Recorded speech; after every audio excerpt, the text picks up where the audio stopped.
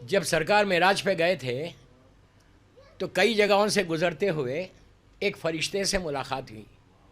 بڑا خوبصورت فرشتہ. فرشتے رہتے ہی خوبصورت. ہم بھی بن سکتے فرشتہ. اگر وہ صفات آ جائیں تو تم بھی بن سکتے. حیرت مت کرو, تم تو اشرف المخلوقات ہو یار, فرشتوں سے بڑے ہو تم. بہرحال تو ایک فرشتے سے ملاقات ہوئی. سرکار تو جانتے ہیں کہ یہ کون ہے. ہر طرف ہاتھ, ہزاروں کی تعداد میں ہاتھ ہیں. انبلیویبل اللہ کا کریشن تھا یہ. اس کی شان ہے, قادر مطلق ہے. ہر ہاتھ کے پیچھے 5 انگلی, اس کے ساتھ اتنی انگلیاں, یعنی کاؤنٹلیس فنگرز اس کے پاس تھے وہاں پہ. تو سرکار نے پوچھا تو کرتا کیا ہے بھائی, تیرا کام کیا ہے؟ اس نے کہا اللہ کے رسول, اللہ کی جتنی رحمت اوپر سے نازل ہوتی بارش کی شکل میں کسی شکل میں, اس کو میں کاؤنٹ کرتا ہوں. کہ اب تک جب سے میری خلقت ہوئی اس وقت سے لے کے آج تک جتنی رحمت اللہ کی آسمان سے زمین پر آئی, میرے کمپیوٹر پہ ہر چیز موجود, ہر چیز موجود ہے. میں ایک ایک لمحے کا, ایک ایک رحمت کا حساب اگر آج اللہ پوچھے تو میں دے سکتا ہوں. میں نے پورا کیلکولیٹ کیا. جتنی تیز ہو رحمت میں اس کے کاؤنٹ کر لیتا ہوں. تو اب اللہ کے رسول نے پوچھا یہ بتا کوئی ایسی رحمت ہے کہ جو تو حساب میں نہیں لا سکتا؟ تو کہا کوئی ایسی رحمت بھی ہے کہ جو تیرے کاؤنٹ میں نہیں آتی؟ ایک لمحہ رک کے کہا جب آپ پہ اور آپ کی اولاد پہ درود بھیجا جاتا ہے تو اللہ کی رحمت اتنی تیز آتی ہے کہ میں کاؤنٹ نہیں کر سکتا. اب اندازہ لگاؤ کہ صلوات کا کیا ثواب ہے. یہ ایک بہت بڑی بلیسنگ ہم کو ملی ہے صلوات کے ذریعے. اتنی بڑی بلیسنگ کہ روز محشر, اگر یہ چوتھے امام کی روایت, اگر تمہارے اعمال کم ہو جائیں گے, پلے میں کم ہو جائیں گے, تو اللہ کا رسول جو تم نے درود پڑھا وہ رکھ دے گا, اس سے تمہارے اعمال نامہ آگے بڑھ جائے گا. گڈ ڈیڈز کو اگر بڑھانا ہے تو صرف صلوات پڑھیں. اور شعبان کے مہینے میں کہا گیا 2 چیزیں, اللہ کے رسول کی حدیث, شعبان میں صلوات کثرت سے پڑھو, صدقہ دو اور استغفار کرو. جتنا ہو سکے صدقہ دو. ہماری نگاہ میں صرف مصائب ہے. بے شک امام سے بڑا عزادار کوئی نہیں تھا زمین پہ, امام سے بڑا ماتمدار کوئی نہیں تھا زمین پہ, امام سے بڑا مولا حسین پہ گریہ کرنے والا کوئی نہیں تھا. لیکن ان ساری چیزوں کے ساتھ آپ کی عبادتیں بھی تھیں. اب وہ سنو, چوتھے امام کی ولادت ہوئی 38 ہجری, جب امام علی علیہ السلام زمین پہ موجود تھے. مولا 40 ہجری میں شہید ہوئے. علی کے سامنے علی آیا ہے. 38 ہجری آپ کی ولادت کی تاریخیں 2 ہیں. یہ 5 شعبان ہے, ایک روایت سے 15 جمادی الاول ہے. آپ الجھو مت, دونوں دن آپ جشن کرو, اس سے بڑی بات کیا ہے. 5 شعبان اور 15 جمادی الاول 38 ہجری مدینہ منورہ آپ کی ولادت ہوتی ہے. آپ کی مادر گرامی کا نام جناب شہر بانو تھا. شہر بانو یہ وہ بی بی نہیں ہے جو تہران میں آج وہ پہاڑی کے اوپر جو روضہ بنا ہوا ہے, یہ وہ شہر بانو نہیں ہے. بی بی شہر بانو جو چوتھے امام کی والدہ تھی, آپ کا انتقال مدینے میں چوتھے امام جب چھوٹے تھے جب یہ ہو گیا تھا. یہ کوئی اور بی بی ہے شہر بانو, جائیے زیارت کریے, دعائیں مانگیے, دعائیں قبول ہوتی ہیں, وہ مسئلہ نہیں ہے میرے. شہر بانو آپ کی مادر گرامی کا نام ہے. آپ ایران سے آئی تھی اور امام علی علیہ السلام نے مولا حسین کا عقد جناب شہر بانو سے کیا تھا. پاک اور پاکیزہ خاتون, ایک امام کی ماں بننے والی تھی, ایک امام کی بیوی بننے والی تھی, انتہائی پاکیزہ خاتون. چوتھے امام کی ولادت ہوئی مدینہ منورہ, اور جب مولا دنیا میں آئے, مولا حسین شہزادے کو لے کے امام علی کے پاس آئے. مولا نے بچے کو لیا, بچے کو لے کے ماتھے کو چوما, اپنی زبان دی. ہر معصوم کا طریقہ تھا کہ پہلی غذا معصوم کی لعاب دہن ہوتا تھا. اللہ کے رسول نے امام علی کو دیا تھا. مولا سے وہاں سے چلتا ہوا آیا, اپنی زبان دی, پیار کیا اور کہا بیٹا کوئی نام رکھا ہے؟ تو کہا بابا آپ کے ہوتے ہوئے کیسے نام رکھوں گا؟ تو کہا اس کا نام لوح محفوظ پہ علی ہے. یہ سلسلہ امامت کا دوسرا علی ہے. عام طور پہ نام باپ کا نام یا دادا کا نام رکھا جاتا جب انتقال ہو جاتا, لیکن یہ عجیب بات تھی کہ مولا نے اپنا نام اس بچے کو دیا, اس لیے کہ لوح محفوظ پہ ہی علی. آپ کا نام علی ہے اور آپ کی مادر گرامی کا نام بتایا, آپ کے والد مولا حسین ہیں, اور آپ کے کئی القاب ہیں. سید الساجدین کہا گیا, زین العابدین کہا گیا. اور زین العابدین کے معنی کیا ہے؟ عبادت کی زینت.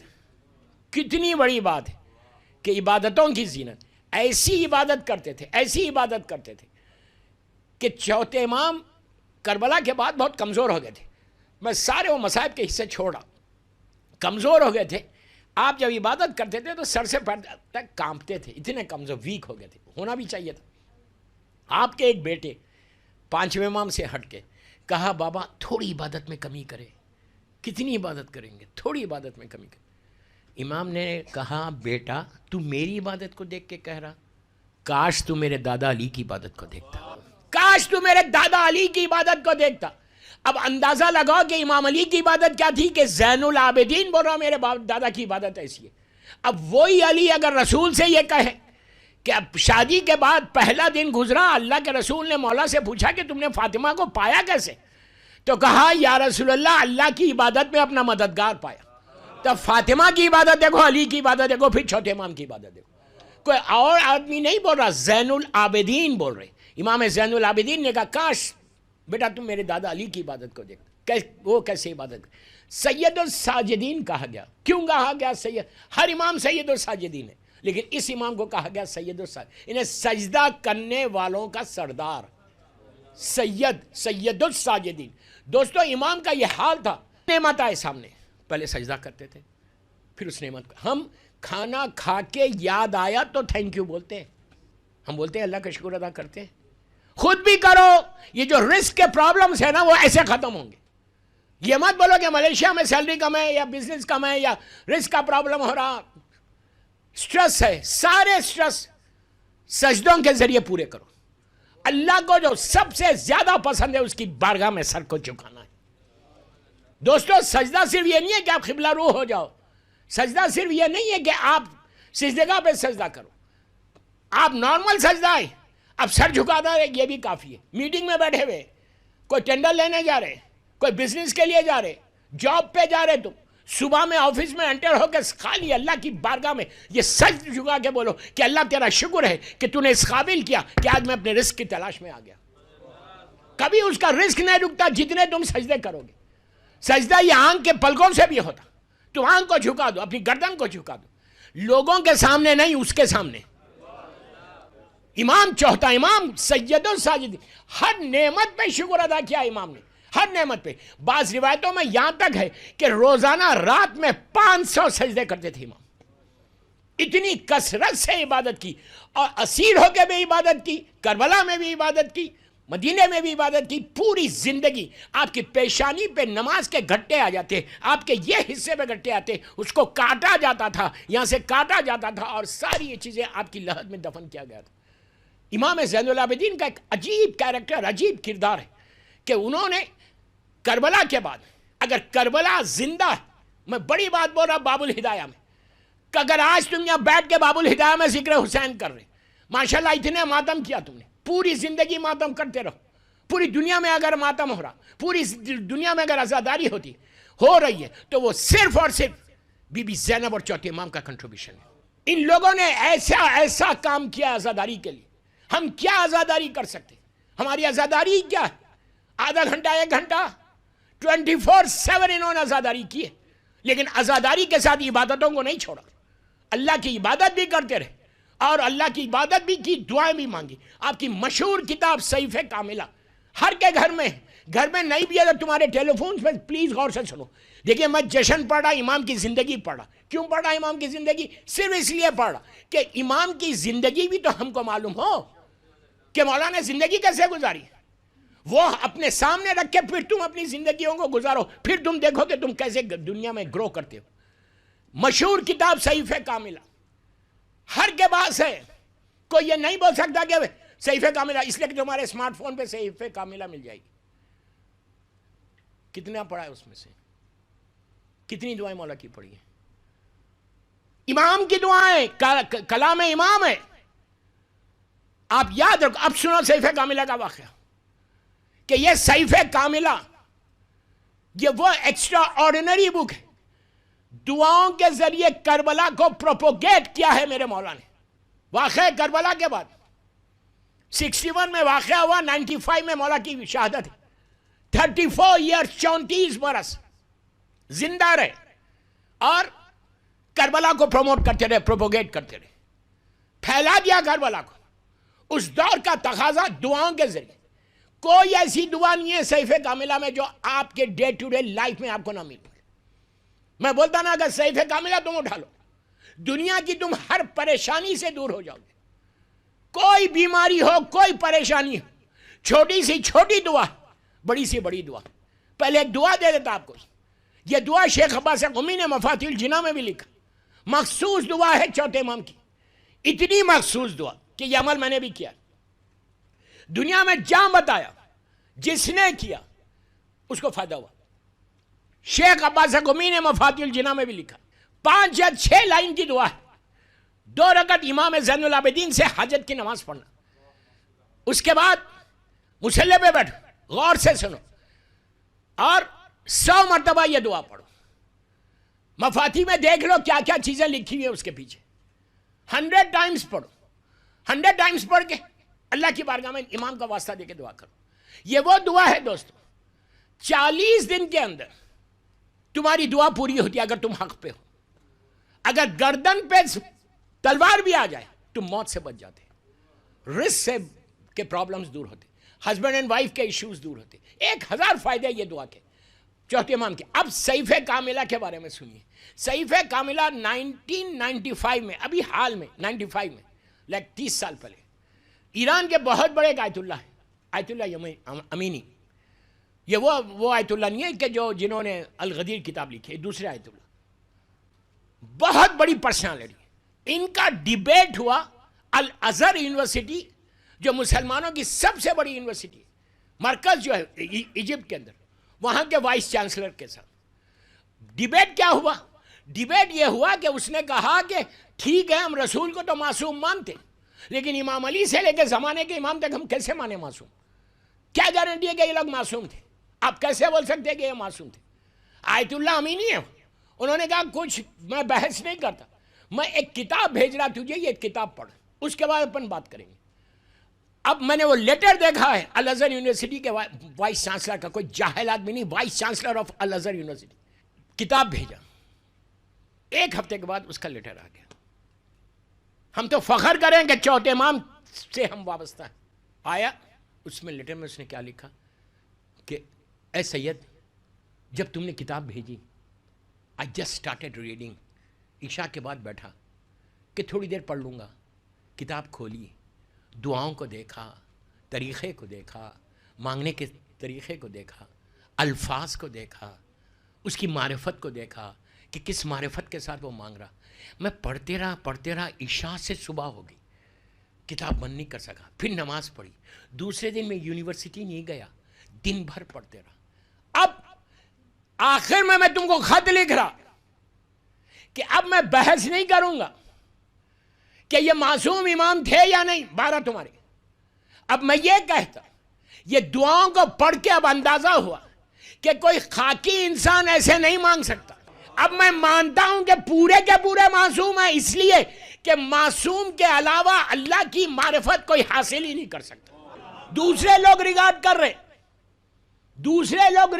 اور ہم کیا کر رہے ہیں؟ میری ریکویسٹ ہے آج باب الہدایہ میں, میری آخری تقریر ہے اس ٹرپ کی, کہ پلیز بول رہا یوتھ کو, ریکویسٹ کر رہا کہ صحیفہ کاملہ اپنے ٹیلی فون پہ دیکھو. جیسے نہج البلاغہ ہے, نہج البلاغہ بھی ٹیلی فون پہ, لیکن ہم کو پڑھنا نہیں ہے.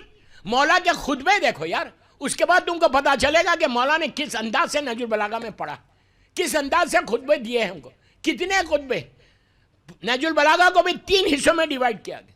نہج البلاغہ کی پہلے بات سن لیں, بات میں بات آئی ہے تو بول رہا کہ یہ وہ کتاب ہے مولا کی, یہ وہ کتاب ہے مولا کی. یونیسکو کے ڈائریکٹر جنرل عیسائی جرمنی میں, یونیسکو کے ڈائریکٹر جنرل عیسائی جرمنی میں, یہ 18 لینگویجز میں نہج البلاغہ پرنٹ ہوئی. اس نے نہج البلاغہ انگلش میں پڑھی, پھر اس کو قرآن مجید انگلش میں دیا گیا, اس نے انگلش میں قرآن مجید کی تلاوت کی اور نہج البلاغہ پڑھا.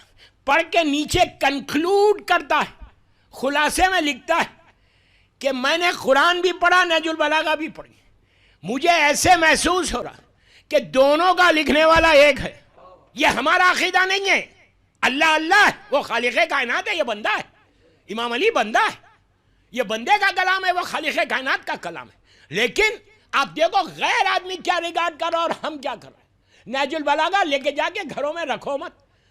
پڑھو بابا پڑھو، ایک خطبہ پڑھو، تمہارا ویژن تیز ہوگا، تمہاری میموری شارپ ہوں گی. اسی طرح صحیفہ کاملہ جتنا پڑھتے جاؤ گے اتنے ذہن کھلتا جائے گا. جیسے قرآن مجید کے لیے کہا گیا کہ جس کی میموری ڈم ہو جائے وہ قرآن مجید کی روز تلاوت کرے یا امام علی کے خطبوں کی یا چوتھے امام کی دعاؤں کی کرو. اس کے بعد دیکھو تمہارا دماغ تیز کیسے ہوتا. بچوں کے لیے، اسٹوڈنٹس کے لیے بہت اچھا ہے کہ کم از کم ایک پیج پڑھو یار. ٹائم کو اسپیئر کرو. ملیشیا میں تمہارے پاس کیا ٹائم نہیں ہے؟ 5 منٹ نکالو. یہ وہ عبادت ہے کہ ہمارے امام کا کلام ہے، لیکن یہ امام کا کلام ریکس میں رکھا ہوا ہے، ہم کو پڑھنا نہیں. جو ریالٹی ہے وہ پیش کر رہا، حقیقت کو بتا رہا. میں پوری دنیا دیکھتا ہوں.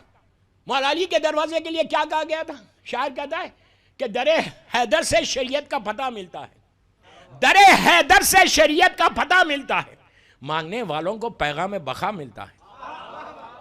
اس کے دربار سے مت پوچھو کہ کیا ملتا ہے. جس کو مل جائے علی اس کو خدا ملتا ہے. ایسا بندہ ہے جسے لم یزلی کہتے ہیں، اب تو معبود کے رشتے کو علی کہتے ہیں. مولا کی زندگی سے خوش ہے. دعا یہ کرو کہ مولا ہم کو آپ کے راستے پہ چلنے کی توفیق عطا فرمائے. آپ چوتھے امام کو کیا سمجھے، کیسے عطا کرتا ہے، کس طرح دیتے ہیں. تم یہاں بیٹھ کے مانگو. میں اتنی بڑی بات بول رہا، عزا خانے میں بول رہا، باب الہدایہ میں بول رہا، ملیشیا میں بول رہا، سامنے عزا خانہ ہے. تم اٹھو گے نہیں یہاں سے، مولا تمہاری آواز کو سن کے تم کو عطا کرے گا. مولا کی زندگی کا مشہور واقعہ، ایک چاہنے والا ہماری طرح، بیٹھ کے سنو غور سے، ختم کر رہا لاسٹ سٹیج پہ. مولا کا چاہنے والا ہر سال حج پہ آتا ہے، مولا کی زیارت کرتا ہے. اللہ ہم کو بھی نصیب کرے. حج کر کے گھر جاتا ہے واپس اپنے وطن. تو اس کی وائف پوچھتی ہے یار حج تو 12 کو ختم ہو گیا، تم 15-16 کو آنا تھا، اتنی دن کیوں لگا دیا؟ تو کہا میں اپنے امام کو جا کے سلام کرتا ہوں. تو اس نے کہا کہ ہر سال جاتا ہے، ہر سال یہی کام کرتا ہے. اس نے کہا یار تم اتنی دور جاتے ہو سلام کرنے، مولا کبھی تم کو کچھ دیتے نہیں؟ کہاں بول رہی ہے؟ اپنے وطن میں، اپنے گاؤں میں بول رہے. کچھ دیتے نہیں، کوئی ہدیہ نہیں دیتے، اور تم ہمیشہ. اس نے کہا ایسا نہیں بولتے، یہ ہمارا امام ہے.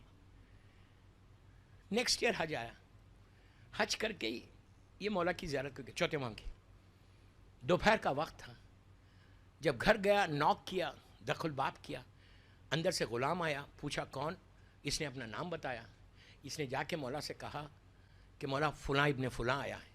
امام نے کہا اس کو اندر بلا لو. جب اندر آئے تو امام نے کھانا ختم کیا تھا.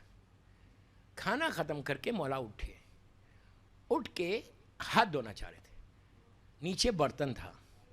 اس نے کہا مولا میں آپ کا ہاتھ دھلا دوں؟ مولا نے کہا تجھے زحمت ہوگی، میں ہوتا تو بولتا فوراً. ہاں اس نے کہا، مولا نے کہا تجھے زحمت. اس نے کہا نہیں مولا زحمت نہیں ہوگی، میں چاہتا ہوں کہ میں آپ کے ہاتھ پہ پانی ڈالوں، یہ ہمارے لیے فخر کی بات ہے. مولا نے اپنے ہاتھ ایسے کیے، ہاتھ ایسے، میری طرف دیکھو، ہاتھ ایسے کیے. اس نے اوپر سے پانی ڈالا، پانی اپنے ہاتھ سے پانی ڈال رہا، نیچے پانی برتن میں گر رہا سامنے. امام نے اس کو دیکھا، دیکھ کے کہا ذرا دیکھ نیچے کیا ہے. اس نے کہا پانی ہے. مولا نے کہا غور سے دیکھ. اب جو دیکھا تو ہیرے تھے، ڈائمنڈز. میں کوئی فیری ٹیل سٹوری نہیں سنا رہا، ڈائمنڈز تھے. مولا نے کہا یہ لے لے تو. پھر ہاتھ دھلایا. اب کیا دیکھا؟ پرلز دیکھا، موتی دیکھا. مولا نے کہا یہ بھی اٹھا لے.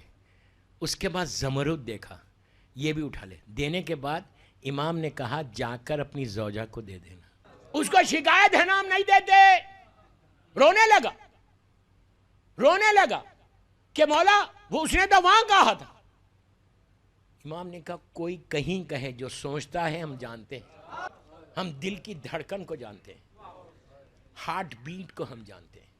تو اس طرح امام عطا کرنے والا بھی ہے، یہ مت سمجھو اس طرح امام عطا کرتا ہے. تو آج اگر آپ باب الہدایہ میں یہ پورے 9 دن آپ نے ذکر امام سنا، جشن کیا، کیا مولا نہیں دیکھ رہے آپ کو؟ آج کا جو امام ہے، آج کا جو زین العابدین ہے، ہمارا زمانے کا امام، وہ کیسے آپ کو دیں گے؟ کبھی گھبراؤ مت، کبھی پریشان مت ہو. جب بھی کوئی پریشانی ہو، کسی نہ کسی امام سے اپنے رشتے کو مضبوط کر لو، مضبوط کر لو، بالخصوص زمانے کے امام کو. ہر ولادت ہو، ہر شہادت ہو معصوم کی، زمانے کے امام کو ایک خط لکھو، عریضہ لکھو. جیسے آج یہ پورے دن گزر جا رہے، اب ہم کو کرنا کیا ہے؟ ایک زیارت دے کے جاتا، بات ختم کر رہا تقریر کو. ایک زیارت دے کے جاتا جو آپ کو پڑھنا ہے کل سے. آپ مجھے دعا دیں گے. I don't need any thing from you guys. مجھے کچھ نہیں چاہیے، مجھے آپ کی دعا چاہیے. ایک مخصوص زیارت ہے. اگر تم یہ زیارت 5 یا 6 منٹ کی زیارت ہے، 8 منٹ کی زیارت ہوگی، پڑھنا نہیں آتا عربی میں کوئی بات نہیں، ٹیلی فون پہ ڈیوائن پرل کے اوپر زیارت کے کالم میں جاؤ گے تو یہ پہلی زیارت ہے جو امام کی زیارت ہے. اور اتنی ریکمینڈڈ زیارت. میں ذمہ داری سے بول رہا، میری مجلس لائیو جاری، دنیا سن رہی، ذمہ دار ہوں جو میں بول رہا. اتنی ریکمینڈڈ، یہ ہائر اوکلٹیشن میں، یہ غیبت کبریٰ کی سب سے مخصوص زیارت شعبان کی. آپ سال بھر پڑھ سکتے، لیکن 15 شعبان تک پڑھتے تو پڑھ کے دیکھو یہ زیارت تم کو کیسے انعامات ملتے، کیسے رحمت آتی، کیسے نعمتیں تم تک پہنچے گی کہ جو تمہارے سمجھ رہے یہ امپاسبل ہے وہ چیز پاسبل ہو کے رہے گی. اس زیارت کا نام ہے زیارت آل یاسین. زیارت آل یاسین مخصوص ترین زیارت. میں آپ سے 8-9 منٹ مانگ رہا کل صبح سے لے کے شام تک، روز 15 شعبان تک آپ یہ زیارت پڑھو. اس کے بعد دیکھنا، مجھے صرف واٹس ایپ کر کے بتا دینا کہ جو تمہارے لائف کے آبسٹیکلس ہے،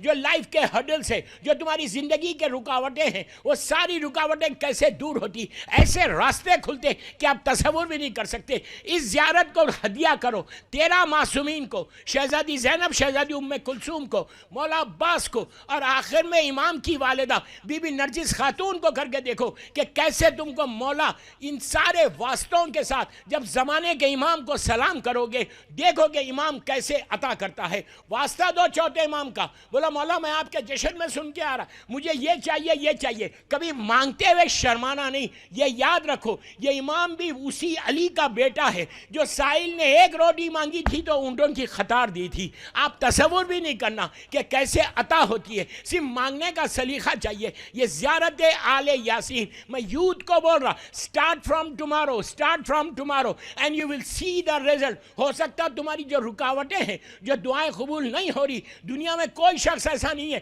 جو پریشان نہیں ہے، کسی نہ کسی طریقے سے پریشانیاں ہیں. میں یہی تو کہتا ہوں یار، دنیا لوگوں کے پاس تو کچھ نہیں ہے، تمہارے پاس 14 ہے. 14 تم 14 کو چھوڑ کے ادھر ادھر کیوں جا رہے؟